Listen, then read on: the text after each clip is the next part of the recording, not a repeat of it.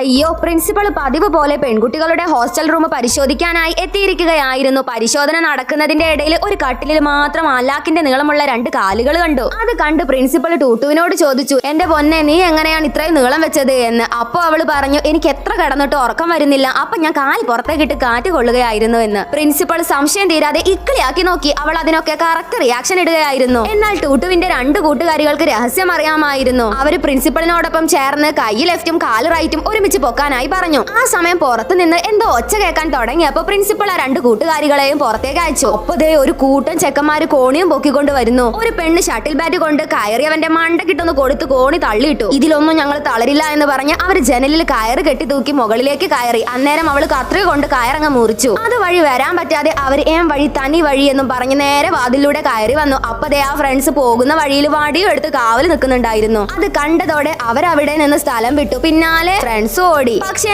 ആ കൂട്ടത്തിൽ ഒരുത്തൻ ഉള്ളിലെ ഒരു മുറിയിൽ ഒളിച്ചിരിക്കുകയായിരുന്നു. അവൻ പതുങ്ങി പതുങ്ങി എല്ലാവരും ഉറങ്ങിയ മുറിയിലേക്ക് കയറി. അന്നേരം എല്ലാവരും ഉണർന്ന് ലൈറ്റ് ഓൺ ആക്കി അവന് ചുറ്റും കൂടി. അപ്പോഴേ പുറത്തു നിന്ന് ആരോ ഡോറ് മുട്ടുന്നു.